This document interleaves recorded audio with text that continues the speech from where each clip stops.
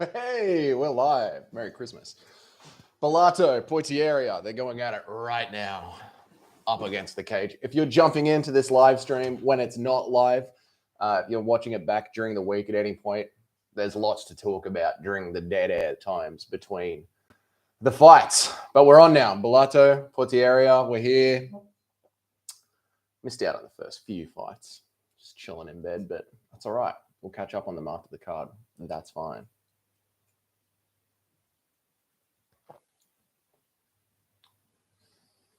I caught the end of the Jared Gordon fight. Just caught the end of it.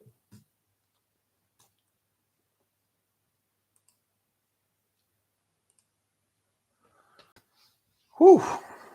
I'm so ready for this card, man. This card is going to be so good. Oh, God. There's so many good fights on this one. Oh, let's get this set up. Potieria's hands are nice, huh? Bellato is just a little bit stunned by all the action coming his way. Doing a lot of watching, not a lot of returning.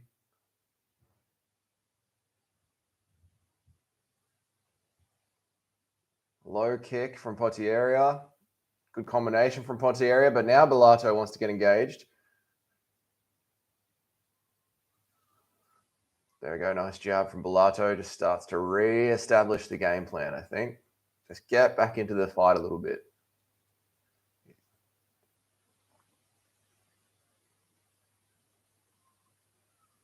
Yeah, I like how Bellato is just trying to slow Potieria down and back him into the cage, but Potieria just charges forward with a knee through the middle. And there we go. Come on, Bellato. Let's get some engagement going. Bit of grappling up against the cage. See if we can throw some knees here.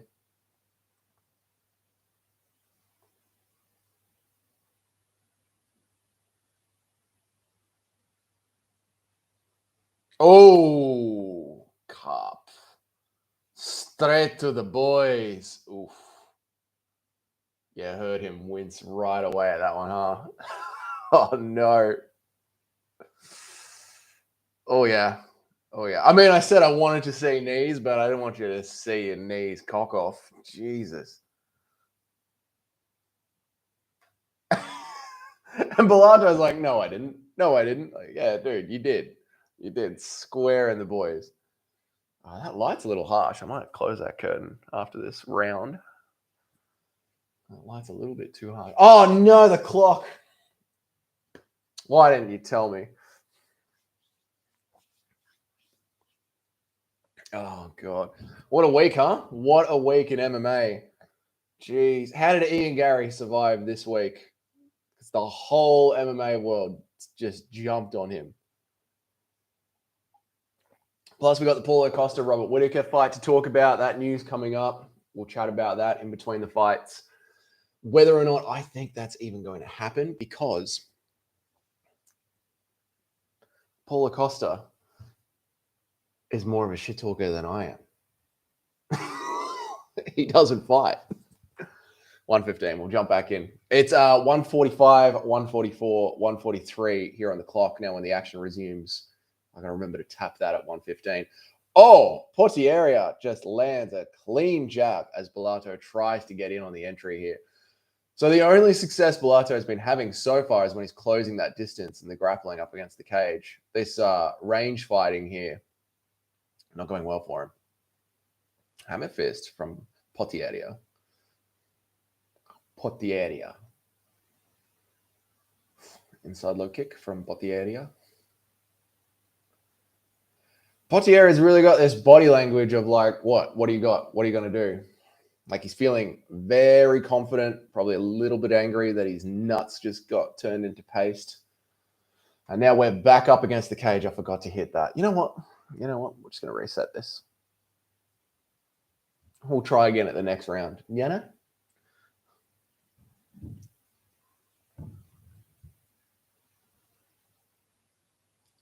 All right, we're up against the cage, having a bit of a grapple. Oh, good knee from Bellato. Bang. A really good knee from Bellato. Inside knee from Potieria. Good elbow on the inside of the grappling from Bellato. And now Potieria is swinging back. That elbow really shook him. Great body shot from Bellato. Another great body shot from Bellato. Another great inside elbow. Here we go. Mate, I'm telling you, this inside grappling fighting against the cage. Flying knee from Bellato. That was a spicy round. That was a spicy round. Who did more damage? Who did more damage? Who did more damage? That last minute of inside cage fighting was really, really tasty. That was really good. I enjoyed that a lot.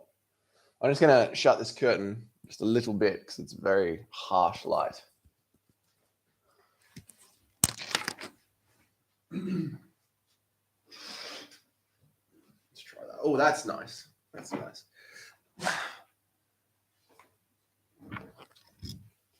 And of course, we don't want to miss the timer as we come back in. Don't want to go there. There we go. G'day. Welcome to the stream. Hope you're having a good night watching the fights. This one's been good. This one's been good so far. The last 30 seconds of that round, not bad. We go round 2. Bang. Oh, I'm a second behind. That's all right. Nice, nice, nice, nice.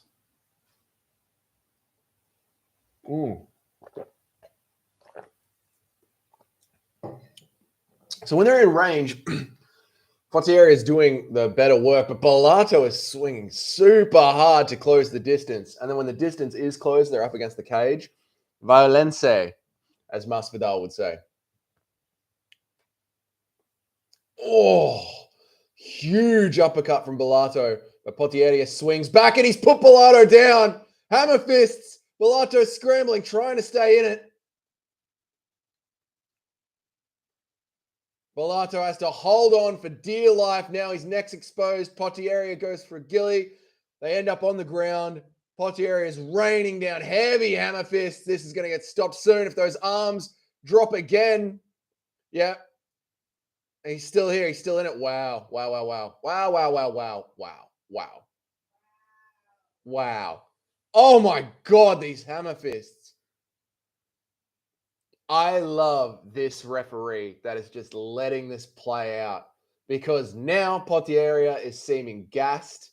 He's punched his way out and Bellato is still there trying to pull him into full guard, just trying to save himself. This is those moments that John Jones were talking about where you're in a fight and you're just drowning. Like all the oxygen is out of you and you're doing everything you can to stay in it. And that's exactly what Bellato is doing right now. Oh, these hammer fists from Potieria. Bellato's grabbing the inside of the glove, cheating, but hey, he's getting his face smashed in, so at least he's trying to win any way he can. Oh, man. Just mince-meating his face. That is beautiful.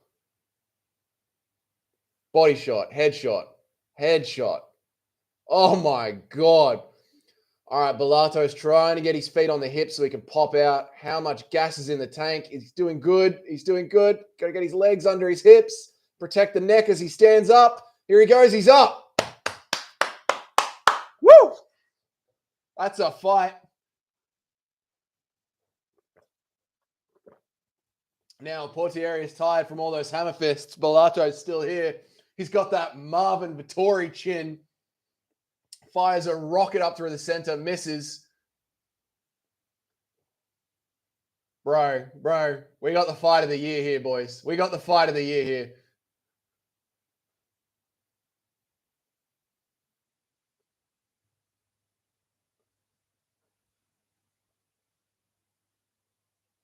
Jesus. That's the first half of the round. There's so long left. There's so long left. So much has happened. Now Bellato's on top. And how much gas has Potieria got left after all those hammer fists? Let's see what Bellato's got. How much gas has Bellato got after trying to wade off that attack from Potieria?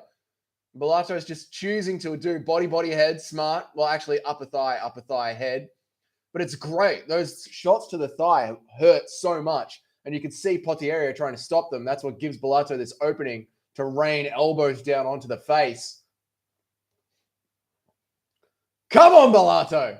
Come on, finish it. Finish it.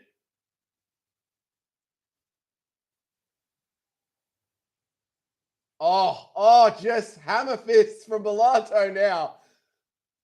Potieria is going to give up his neck. He's given up his neck. That's the neck. He's given up the neck for you. Bellato doesn't see it. Bellato didn't see the neck opening. Oh my God, this is like 50 hammer fists. It's over. Wow. That is one of the best fights you're going to see this year. Wow. Oh my God. Oh my God. Oh, ref. Thank you. Who the hell is this guy? I don't even recognize this one. Apology. Who is this ref? I want him reffing every fight. Give these guys a chance to fight. And look what happens. UFC results. Fight night, Austin. Bellato.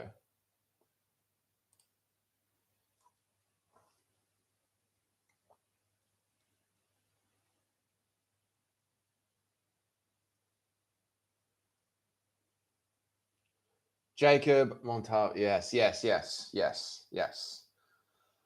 I see, and I remember, and I know Jacob. Whew! That was great. Whew! How's the adrenaline, huh? Merry Christmas. All right, so one of the fun things about doing these streams on a Sunday and watching the UFC on a Sunday is the fact that I also, as a full-time job, run my own business. And me and my girlfriend have our own YouTube channel as well. And there's a lot of other work to catch up on between fights, which, you know, sort of sucks a little bit for the viewing audience, but that's all right. Because like I said, we still have plenty of stuff to talk about. The first thing that I wanted to talk to you guys, the first thing that I wanted to talk about actually was Paulo Costa and Robert Whittaker, because I do not know if that fight is actually going to happen. Paulo Costa has been all talk lately, as we know, and I am not a big fan of Paulo Costa at all. Purely because he just tweets and memes, and then when the fight actually has to happen, it doesn't happen. One of the big things is Paulo was sitting out for a long time waiting for a bump in his contract. And there was one news report that said he had got $1 million deal for every single fight, which is obviously not true. Like, it is clearly not true that Paulo Costa does not get $1 million per fight. If he did, he would have fought since that. And Paulo Costa is not the biggest star in the UFC. Like, what non-champion? Think of this, right? Dustin Poirier, Justin Gaethje, Charles Oliveira, Max Holloway. What non-UFC champion is getting $1 million a fight? Do we think Paulo Costa brings in more numbers than them? No.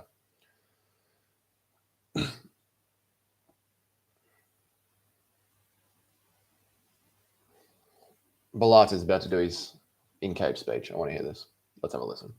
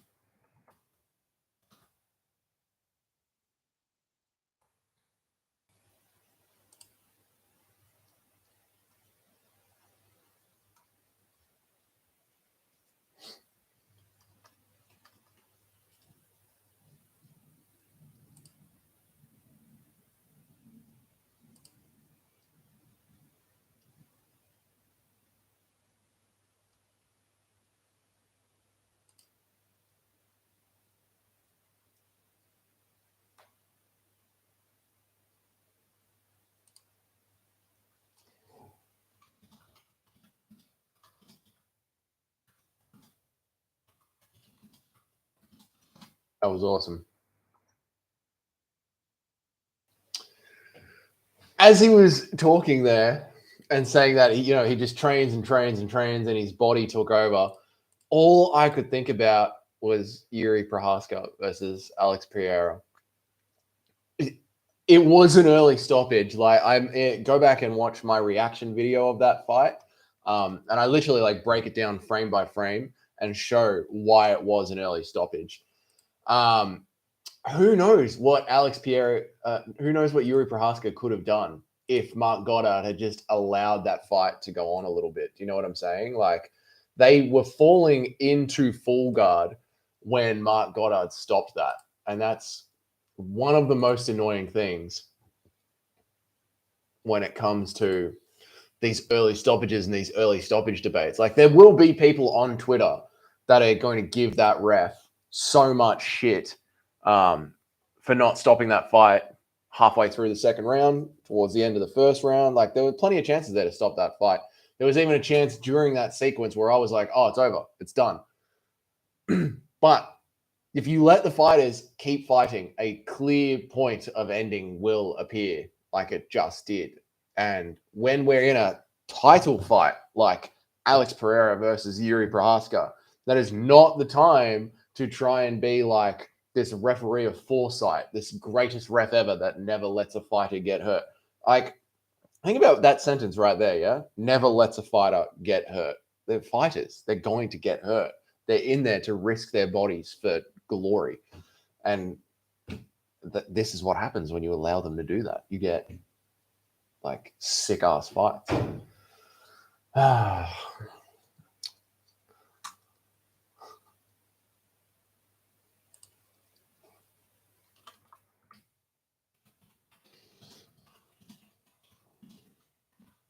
What were we talking about? We were talking about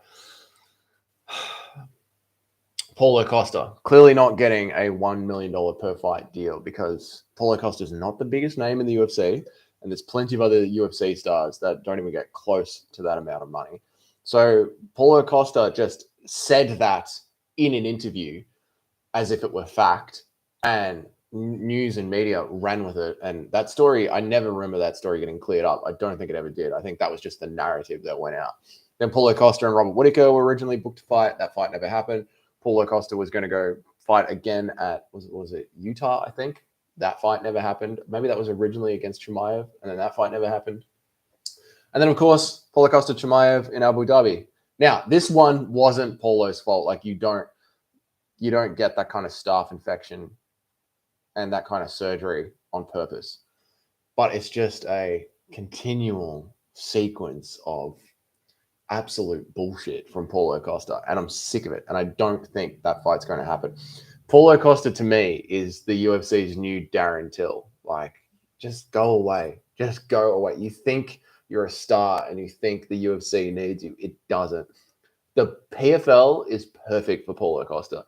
Go over there and waste their time. I'm sick of it. I'm sick of it. I'm sick of him.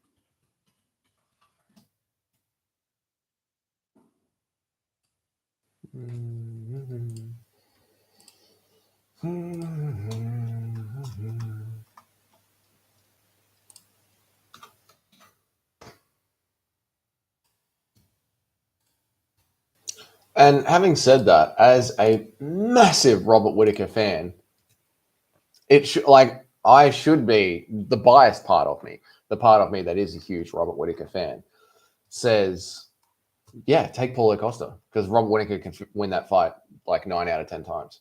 Easy work for Robert Whittaker.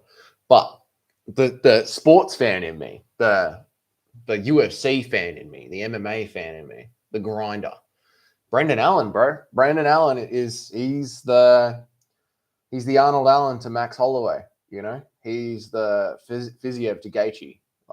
He's the DDP to Whittaker. Like Brendan Allen is that up and comer, that rising star, and Robert Whittaker is that former champion who's now on a loss. This is the way the game works. They are like Brendan Allen can go and have a little Christmas break and then get back there in February. Robert Whittaker should be getting back there in February. It's time. Like February for Brendan Allen and Robert Whittaker is a perfect matchup. It's the fight that sort of makes the most sense for the rankings, for the division, for the like if this was the PFL and it was like a properly scored system, like a regular season, that's the fight that should be made. And Paulo Costa, fuck off. Go away. Just meme. Just go and like you're really funny on Twitter. If Paulo Costa was like a media personality that was just like a really funny memer on Twitter, just one of us, one of the shit talkers, great. Like great. Love your work. Love your personality. Keep it up. Secret juice. Great. But as a fighter that books fights and pulls out of events and screws up the division, you are so annoying to me. The fighter Paulo Costa is so annoying. The media personality, the meme lord Paulo Costa, very good. Good boy. What do we got?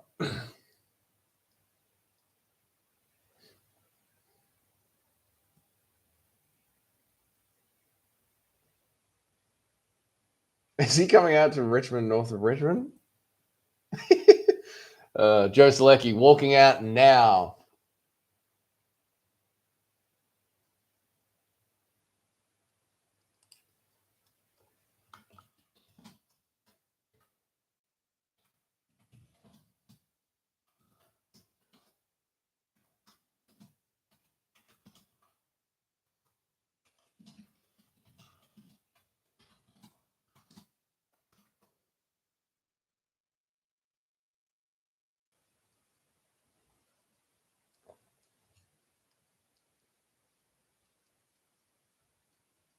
Nice. We are all caught up on the comments. I love reading your comments and getting back to you. Like, I know there's been a lot of trash talking to me and to my channel this week, especially with that Michael Chandler video, man. People hated that video. But honestly, it's like, number one, it's all good.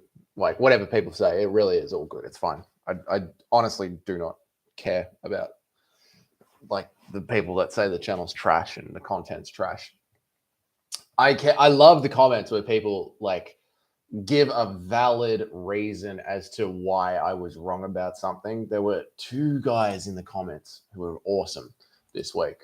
I want to shout them out actually while I'm here. One of them was the gentleman or something like that. I can't remember his name. Where is he? Where is he?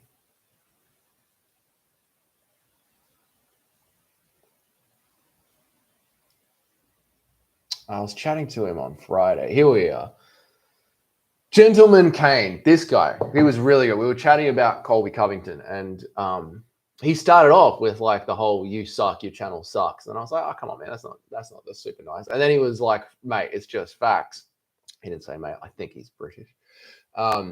But then he started to actually talk about why Colby Covington does deserve a shot and why Dana is standing up for Colby Covington purely because of early stoppages and the like how Mark Goddard had stopped the first Usman fight early and how the second Usman fight wasn't scored correctly. So Dana is handing out his own personal level of justice. And like that kind of response where you actually give like valid reasons and something else to think about that I hadn't considered, that's the stuff that's so good. And really what I want to build this channel around and have these talks about, because there's so many people in the MMA vlog space, in the MMA media space, that all sort of like coalesce into this hive mind, probably because like we're talking about it and we're sharing opinions about it, and they all sort of start to take this similar direction. But the more people that you involve in that, the more people that get to talk, the more that you get different perspectives on a fight. And what makes a fight to me so great is not just the skills that, I mean, this last fight that we had, it's the skills are amazing. And to watch the heart and the grit. One of the things that I love to talk about so much on this channel is the fight and the fighter. But another layer to a good fight to me is the backstory and everything that goes into it. And when you get, like, you know that this guy is watching this fight because he thinks Colby Covington deserves a chance at redemption because he's been robbed so badly in the past. And then you got the Leon Edwards story of, like, Leon Edwards worked so hard to win a championship from England, and now here we are. Leon's finally defending all of that. And then you understand that Bilal's in the front row and Bilal's watching this fight, and he might not even be the next up for a title. All of that makes a fight so goddamn good and is what I enjoy so much. So when the commenters like respond to the videos, like the Colby Covington video of Colby doesn't deserve a title shot next, it actually gives valid reasons as to why Colby deserves a title shot. Even though I don't agree with it, I like that back and forth because it gives me so much more perspective of the story that's happening throughout the fight when the fight's happening. It just makes the sport more fun. But no, I don't think Colby Covington deserves a title shot because Dana White feels like he was robbed twice. I don't agree with that. But if you do, Gentleman Kane, that's great, man. That's great. That's all part of the fun. That's all part of the fun of the sport. And that's why we get in the cage and settle it within 25 minutes.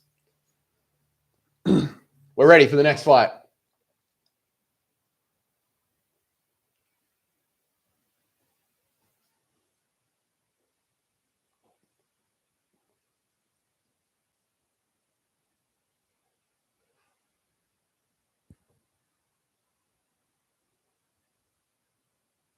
Boom. I'm back in Joe Solecki here. And Joe Solecki is in, clinch game, and down. Boom. Drakkar Klose is on his ass. Joe Solecki's on top.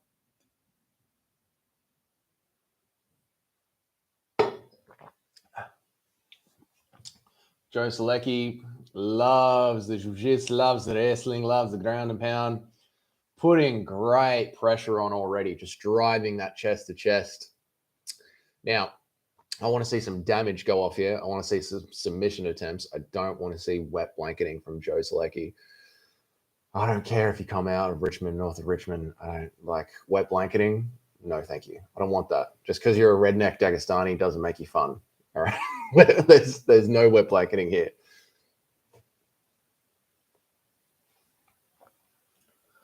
There he goes. He's going for the back. Oh, Drakkar Klose is on top. That's all right. Joe Solecki is going to have really good defensive jiu-jitsu here. You can see he's already just working on the arms, trying to set it up. That's all right. Solecki is going to be all right here. But, you know, what's going to make it so hard for Solecki is that he is postured up against the cage, so he can't really stretch any limbs out. You know, he's got to get that, like, almost 90-degree angle. Here we go. Here comes the armbar. Here comes the armbar. See, it's happening away from the cage where there's some space. Oh, my God. Oh, my God. Slam, knockout, body slam, knockout from Drakkar Klose. Oh, my God. When was the last time we saw a body slam knockout? Dude, how hard did he have to slam him against the cage? Oh, my God. He can't even sit on the stool. Look at him wobbling. He's wobbling, you guys. Oh, my God. Bro, Joe Solecki had him in an arm bar. Look at this. Look at this. He's in a deep arm bar. And he's just going to slam him like a child. Oh, the side of the temple goes right into the cage. Splats his brains all over the Modelo logo. Dude, that is a violent slam. Jesus, this sport is so good. This sport is so good. Oh. My God.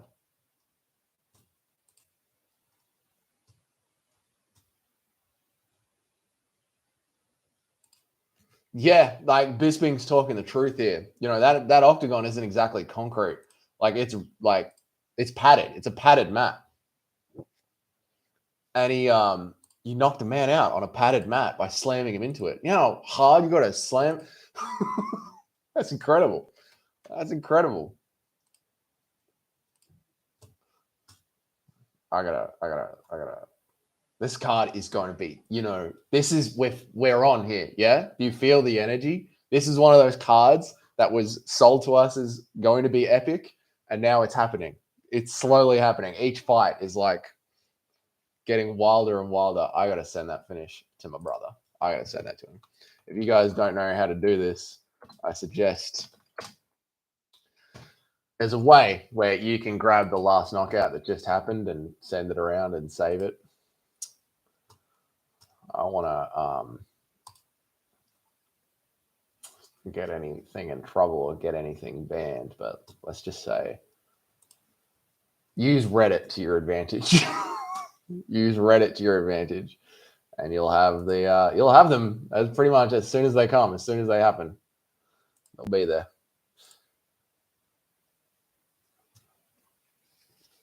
Boom! Oh my god.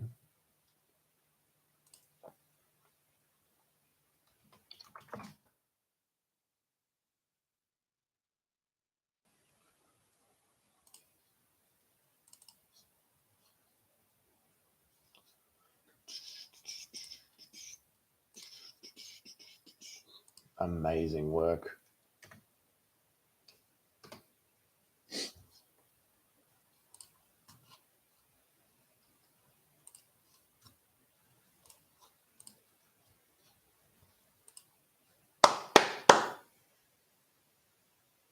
Yeah, fair, mate. Fair, mate. What is going on? Mate, the crowd in Austin.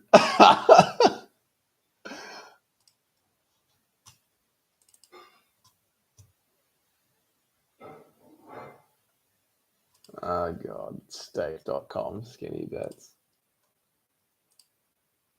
All right, mate. Thank you.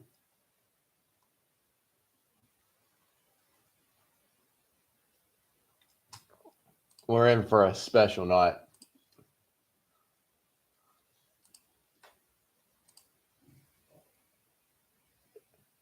$200K, but DC's just like, what are you talking about? DC's face.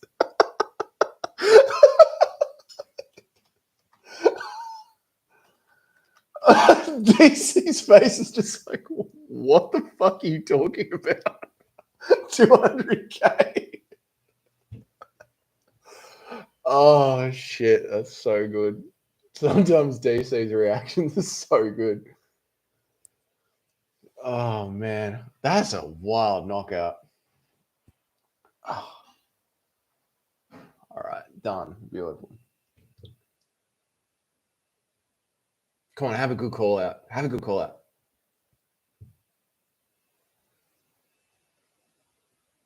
What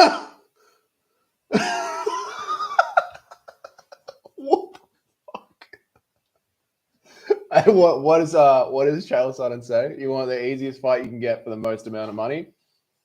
So like why Francis Ngannou went to the PFL. You want the easiest fight you can get for the most amount of money?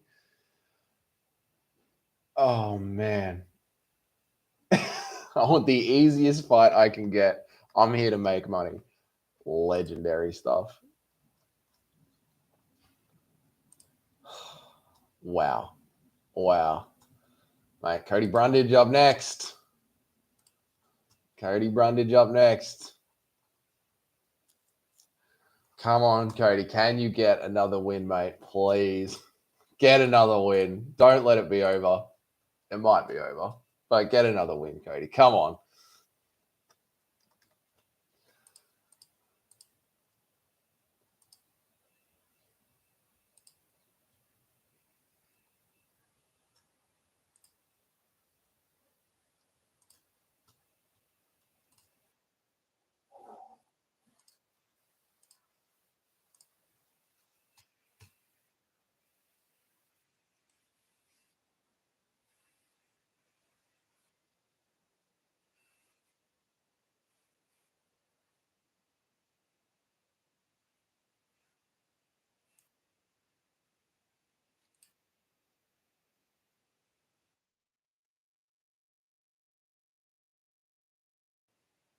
who's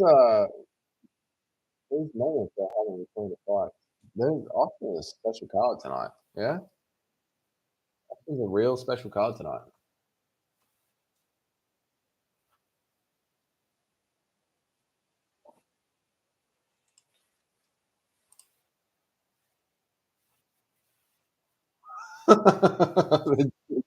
Comment. This is without a doubt the chattiest way to defend an armbar. That's so good. Oh Lord.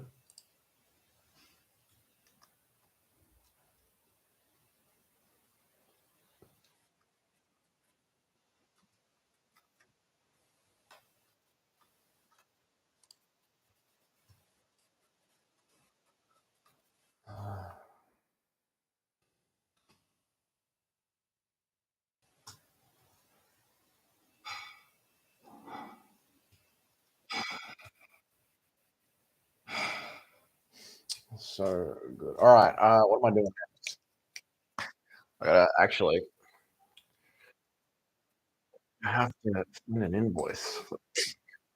I have to do some work. Actually, I have to do some work, uh, which sucks. But hey, it is what it is. We got some time to do some work.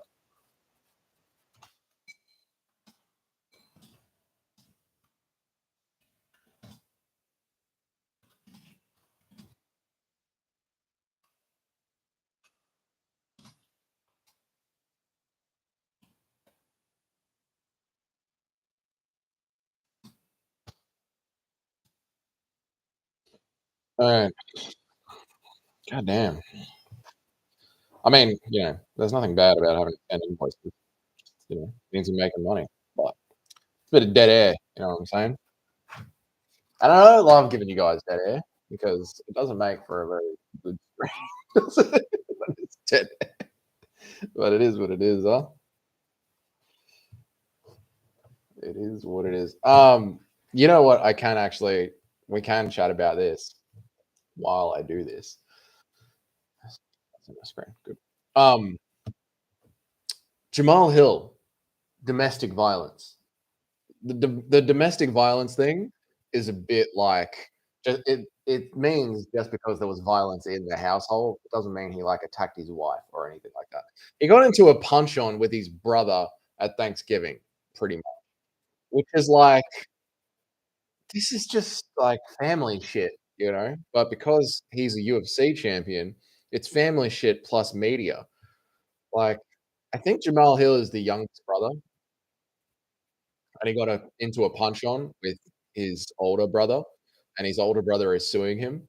So the fact that his older brother is suing sort of implies that they got into a punch on over money, right? Like if me and my brother got into a punch on, and me and my brother haven't even argued or anything like since we were young kids. Like we have a very good relationship, me and my bro. But if we did get into a punch on, I could never imagine suing my brother. Never. But for families, some families are fucked up. Some people they don't get along with their siblings. I've seen families where like the siblings just turn on each other and try and go after each other. And if they grew up in a household where money wasn't around a lot and it was hard to make a dollar, and now Jamal Hill has got a level of success that he is going to be able to build a great life off. And his older brother is jealous about that, and they got into a punch on over Christmas. I don't think that's really anything like I don't think that's like anything the media really needs to jump on. Like it's a story, Jamal Hill, domestic violence, but it's not really that big of a story. It's two brothers having a punch on. It's not that big a deal. It's not that deep. So I'm honestly surprised that a lot of content creators made content on it. That's actually really surprising to me because it's not that salacious or that juicy, and it's not really going to affect Jamal Hill's fighting career that much. Really, like what's the problem here? So yeah, I think it's a whole lot of. I don't even want to say it's a whole lot of. I was going to say it's a whole lot of slow week. There's nothing to talk about, but there's been so much to talk about this week. There's been so much to cover. Look at Arman Sarukian,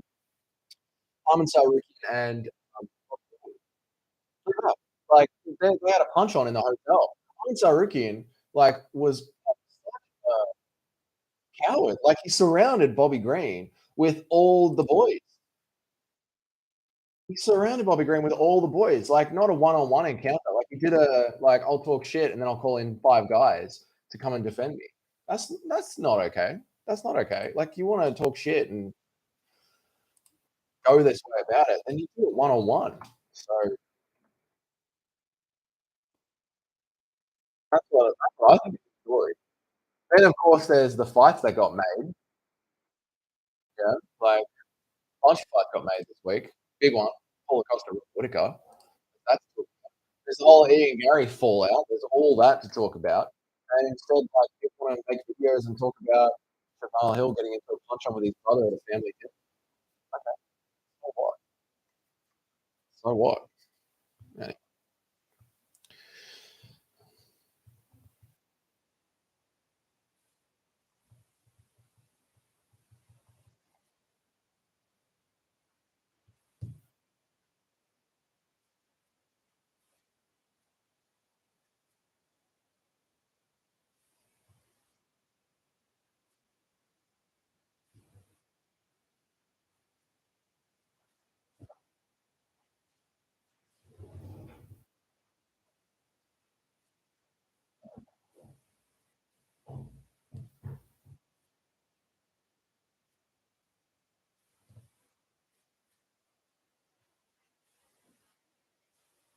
done. I love that. I love that. All right, good. Please. Sorry,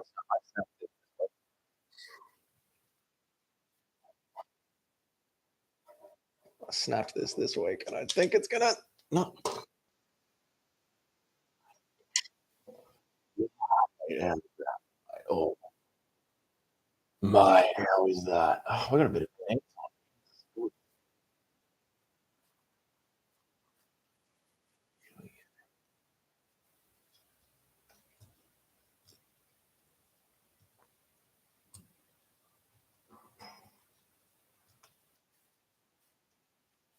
Done.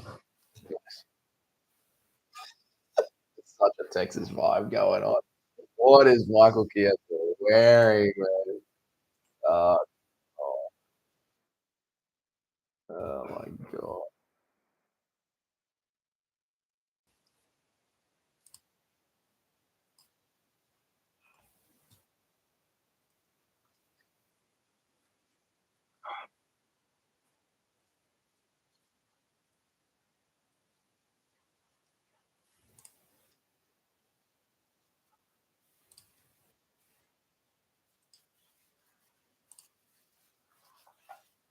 How do we feel about the Michael Chandler video? Let's get back to that one, yeah? Let's get back to that one. The Michael Chandler video. Is Michael Chandler wasting his career sitting around waiting for Conor McGregor? Now, that video, that one got a lot of heat on it. And there was one commenter who actually made a really, really good point. Like Michael Chandler, I was saying that Michael Chandler's UFC career so far has been not very good. And like he's 3-2. He's been really entertaining, but his performance, like overall, you could say that it's been mediocre, right? To me, he needs to be chasing people in the rankings to start getting some wins to keep his name going. People will say, "Look, Michael Chandler's already made a ton of money. You know, like his career is fine." Like, yeah, okay, he's made a ton of money. His career is fine, but maybe there's something a little bit more important to him than just the money. Like maybe winning a UFC belt is what is most important to him. And then they were pointing out um, the best way for him to win a UFC belt is to beat Conor McGregor, right? Because his record has been so lackluster. Like he's lost to Oliveira, he's lost to Gaethje, he's lost to Poirier. So there's only one real big name for him to take on before he drops down, a little bit lower into the rankings where he has a great chance of winning those fights. But at his age, you're talking about like 2 or 3 fights, like in between 5 and 10, or one more big fight. What is Conor McGregor ranked? Like sixth or something, fifth, something like that. But if you do beat Conor McGregor, that does get a lot of eyes on you, and it probably would get you a title fight. So the easiest way for Michael Chandler to get a title fight would be to beat Conor McGregor. And that way, maybe sitting around for Conor McGregor isn't a waste of time. Maybe he could sit around waiting for Conor McGregor for another 12 months. I don't know. I don't know. I don't know if he should do that. But it brought up a lot of good conversation about whether or not Chandler is wasting his time. To me, Michael Chandler should go for Mateus Gamrot. Go for him hard right now because Gamrot thinks he has a lot of hype. Gamrot was a backup fighter for a title fight, whether or not he has that hype or not. He was a backup fighter for a title fight. And it's a super winnable fight for Michael Chandler. Like, he can go there, win that fight. And who knows when Conor's going to fight again? They say July, but they said December. They said UFC 300. They said July. Conor McGregor's career is a career of he's going to fight ever since he did the Floyd Mayweather fight. Like, obviously, there's pre-Floyd Mayweather Conor McGregor, but they're literally completely different fighters. They even have different stances. They're everything about pre-Mayweather McGregor and post-Mayweather McGregor are completely different fighters. So post-Mayweather McGregor is a fighter who says he's going to fight and very rarely does fight. And if Chandler wants to win a title, he's the reason I was like he's sort of wasting his career is because he's starting to age out. Really, like in lightweight, being late 30s is not good. You need to be young and fast at lightweight. So to go for lightweight contenders now at this stage of his career, to me, it's a more dangerous option, but it's a more direct option. However, I get the argument. Like, you beat Conor McGregor, you're going to get a title shot. And Conor McGregor is another really winnable fight for Chandler. Really winnable fight for Chandler. It is an interesting fight. I know people are like, I don't care what Conor McGregor, like, I don't care who Conor McGregor fights. He can fight anyone. They're not that interested in Chandler because they want to make like the biggest Conor McGregor fight possible. But to me, Chandler is an interesting fight because Conor can win that one, and Chandler can win that one. It'll go either way. I would say that Michael Chandler will win that fight just because he's a bit sharper than Conor McGregor is these days. Conor McGregor, like, he never really got out of that boxing style, and Chandler can always, see how he goes on the feet in an MMA fight where Conor will probably revert back to that boxing style, won't have that karate style that he used to have. And if it doesn't go well for Conor on the feet, he's got the ground game. Like, Chandler's still got that wrestling that he can always go back to. Conor McGregor's ground game is just really good guard pulling and defense, but it's not great. Like, I know he survived against Khabib, which means like, yeah, you're there in the ground game. Like, if you can survive against Khabib at the ground, for even 2 or 3 rounds, doing good. But Khabib wanted to hurt him, not finish him. Like, there were times in that fight where we could have finished him, and Khabib intentionally tried to hurt him. I think if Chandler ends up sitting around for a year waiting for Conor, he is going to know how many eyes are going to be on that, and he is going to want to hurt and finish Conor McGregor quickly and move on. Just my thoughts on it. I could be completely wrong. But that's what I would say. Come on, Cody Brundage. New haircut, new man. Get a win, mate. Get another win, mate, please.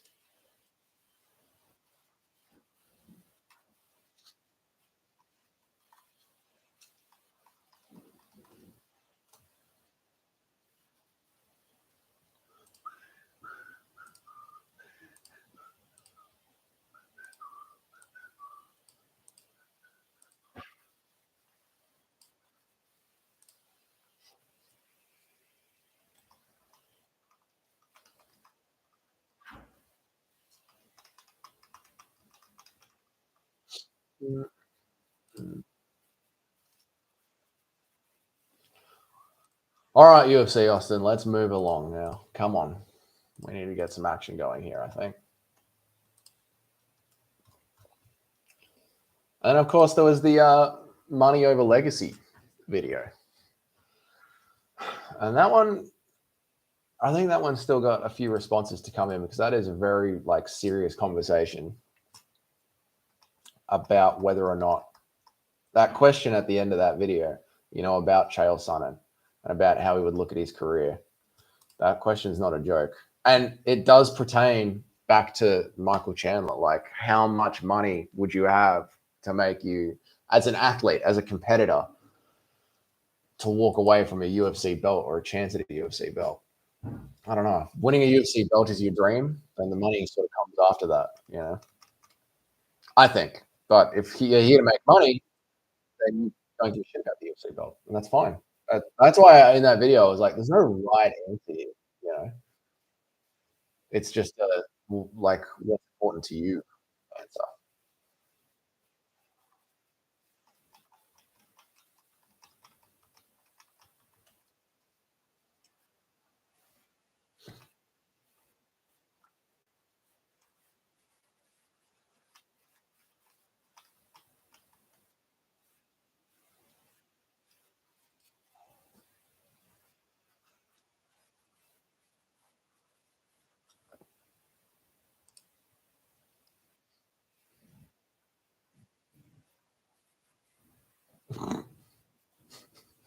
His tweet, Cody Brundage tap during the walkout.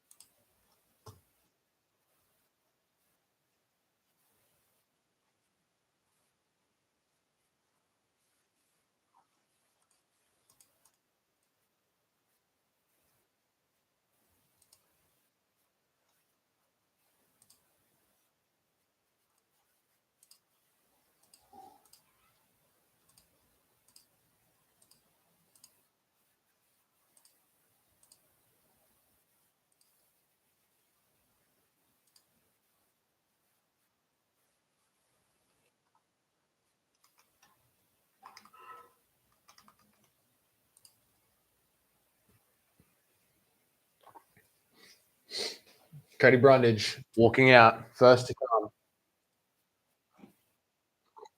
Why did that come across on the screen? Who knows? Oh, man, Brundage needs a win, doesn't he?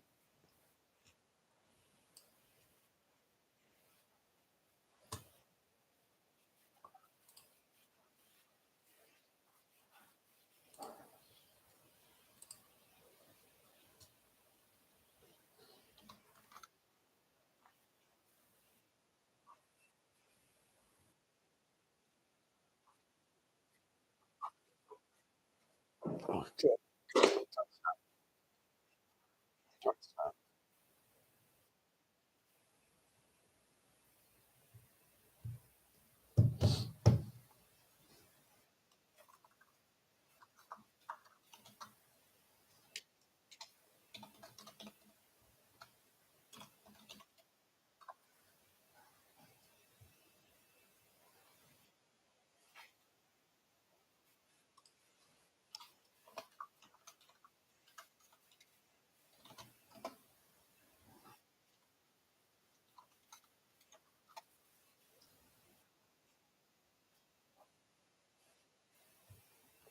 don't you know I'm a cowboy, baby?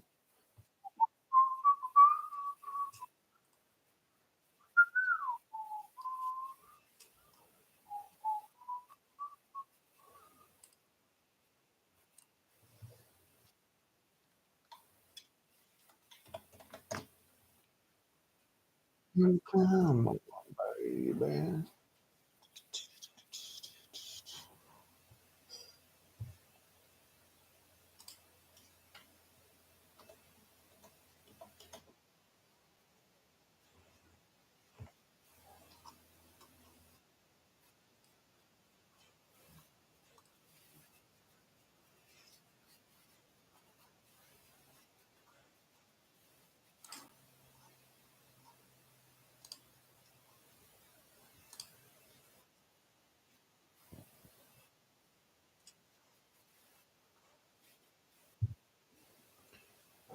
Pretty great to see how many people are actually at these fights. Like for the looks like the whole event is already sold out. Imagine how many beers are going to be drunk between now and the main event in Texas.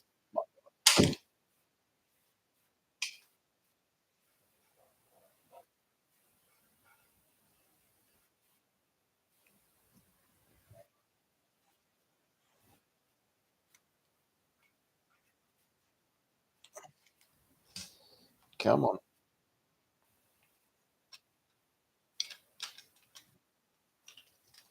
I'm gonna be super gentle with this thing this week. There we go.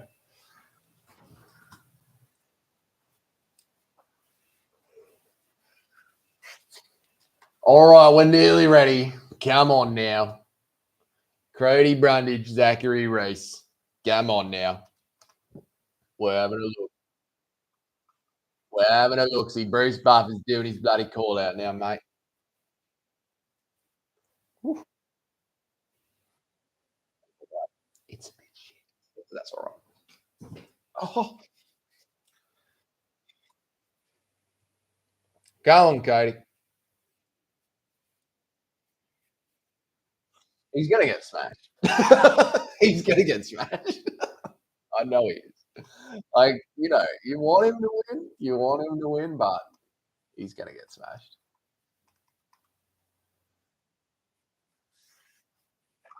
Dude, Zach Reese looks like Logan Paul, doesn't he? Like we already have a Logan Paul in the UFC. He's right there, Zach Reese. Zach Reese is going to cut through Brundage. He's going to cut through him. The UFC have done their standard thing where they're taking a hometown guy and just giving him. I don't want to call him a can, but the record's not good, is it? Here we go.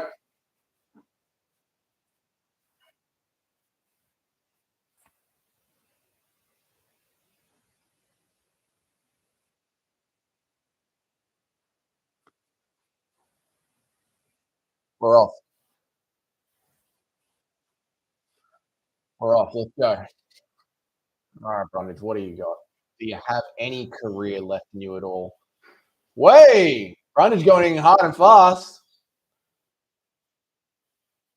Brundage going hard and fast. Oh, Brundage slips. He's on a single leg. Zach Reese is throwing hammer fists. Brundage is turning it into a takedown, actually. Brundage is actually ending up. He's going to end up on top here. Zach Reese is getting his feet in the right position to be able to kick his hips out, but he's squished up against the cage. It's going to make that a little bit hard to do. Okay, thank you. Thank you. Yep. Trying to fight, actually. So if you can,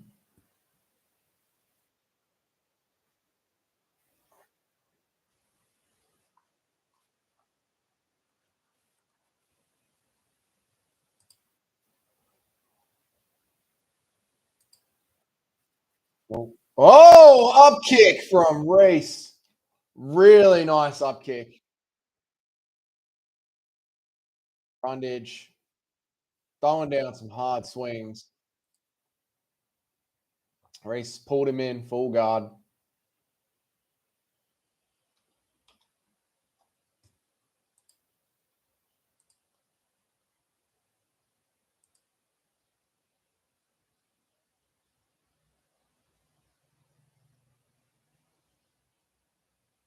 Oh. Oh, triangle. Another slam. No, come on. Oh my God, 2 in a row. What is happening? 2 in a row. What is going on? Dude, something is happening. Something is happening in Texas. What? Man, this card is weird. What is happening?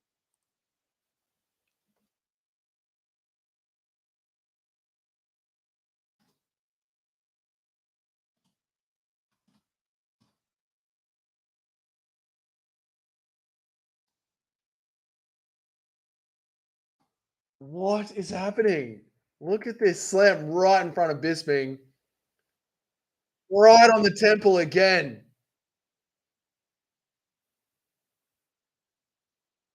Dude, they are exactly the same. They're back to back, exactly the same knockouts.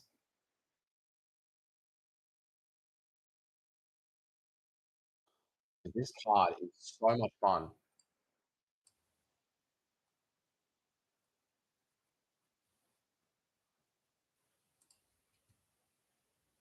Jesus, this card is fun. Reset. Go away, clock. We don't need you today in Austin, clock. Yeah, useless in Austin, clock. Bisping standing up on the deck. Woo!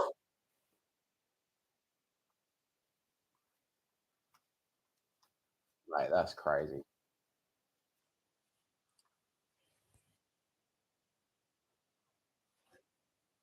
Bro, Arman Tsarukyan is going to get slammed and knocked out tonight.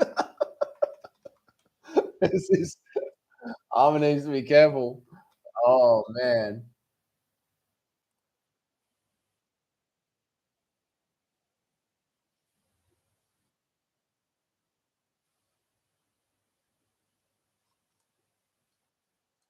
Dude, that was amazing.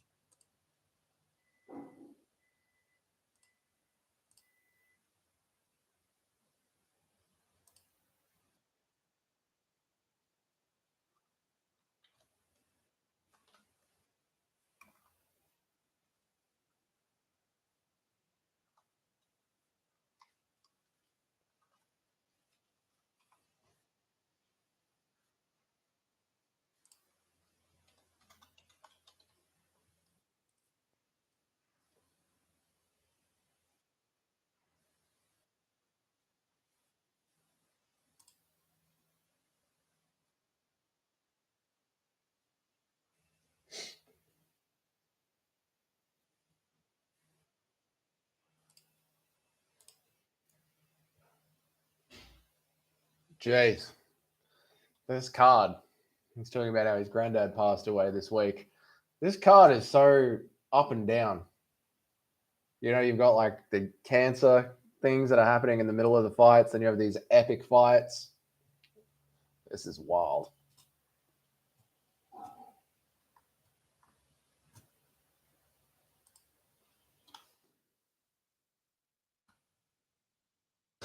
This cage must be harder than usual. No shit, man.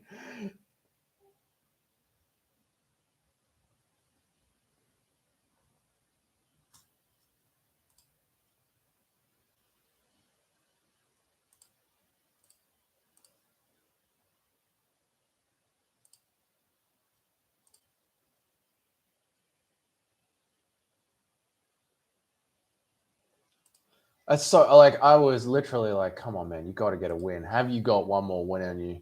And now that he's shown it,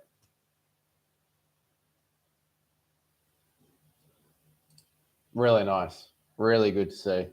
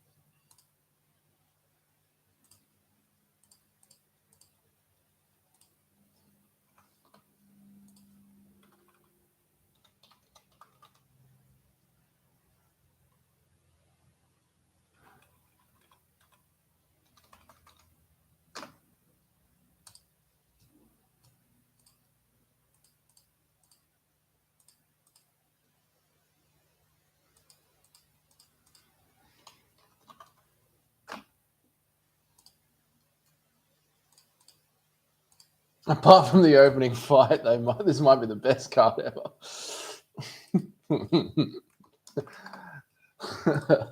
Bisping. Bisping. We know what you're saying, mate. And you're right. There's two sports. There's two sports. You know what I'm saying? You know what I'm saying? Oh, shit.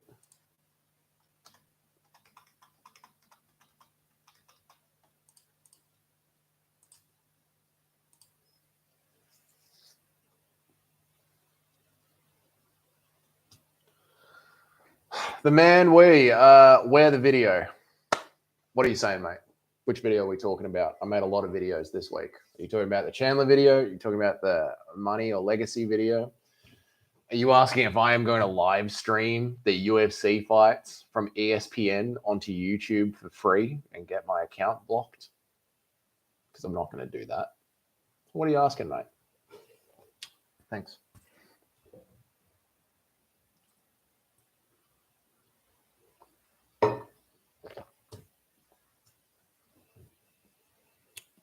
Tsarukyan, better watch out because today is the day of getting body slammed into the shadow realm. And if Tsarukyan wants to try some of that grappling shit, it's not going to end well for him. That might be a bit of an exaggeration. But you know what I'm saying. You can't be playing that kind of game tonight. Tonight's not the night to play that kind of game.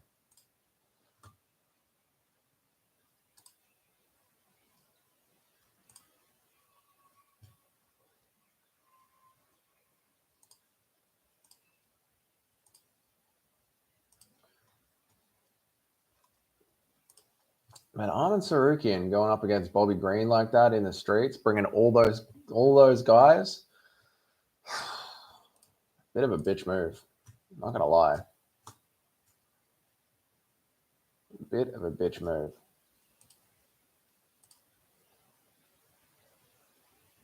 Like it's either one-on-one or it isn't. You don't bring like five guys to come back you up and then try and talk tough. You don't get to talk tough and do that. You know what I mean? You don't get both.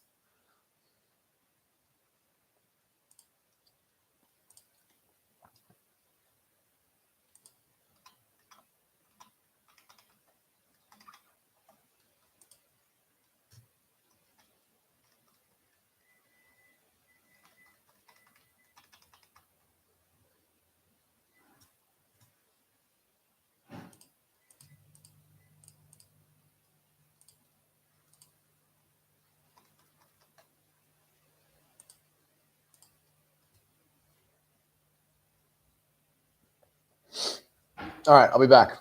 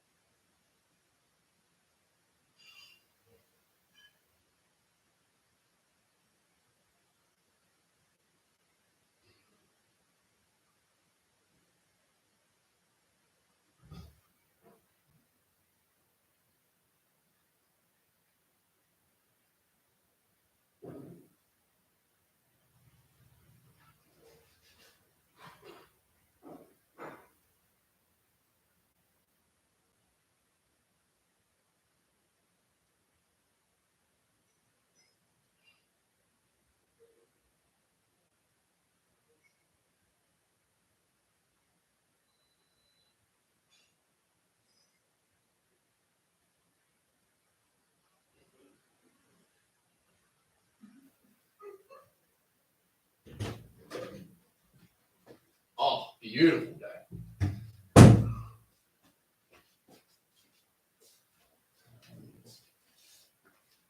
Volkanovski.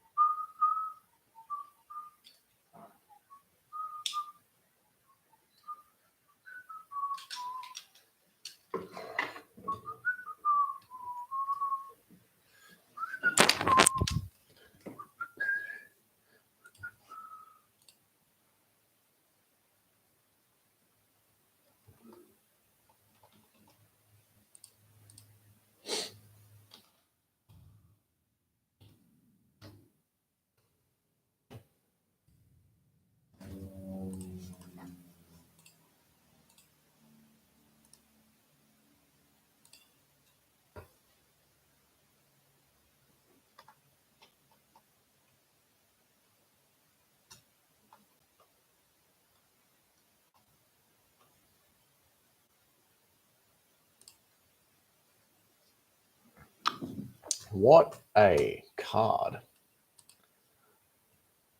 What a card.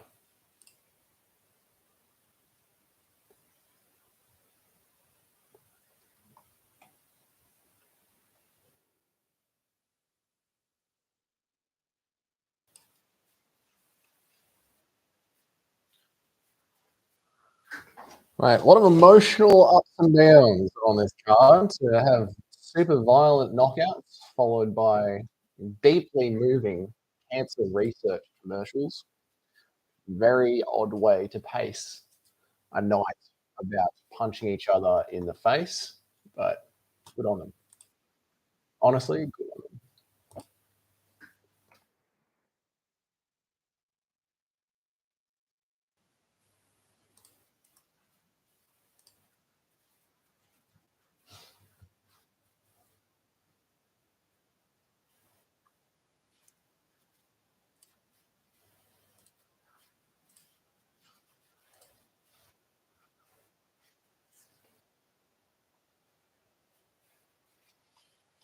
Miesha Tate, oh my lord, he's still here.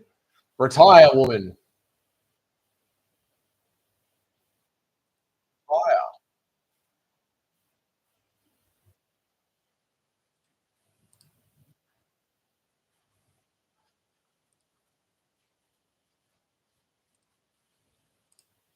If that happens again, I'm uninstalling you. Do you understand?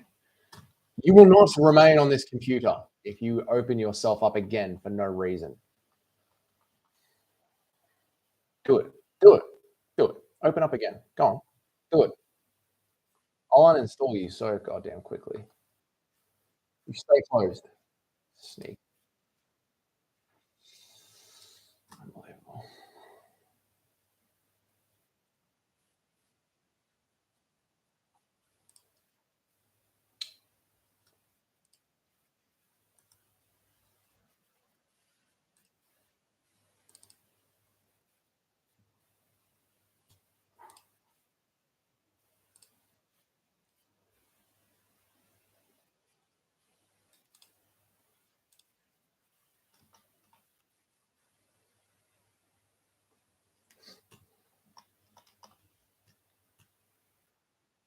All right. Now, this fight card so far has been a banger.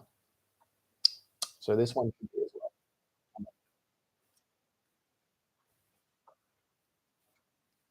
well. Damn good. Well, I'm going to wrap this stream up.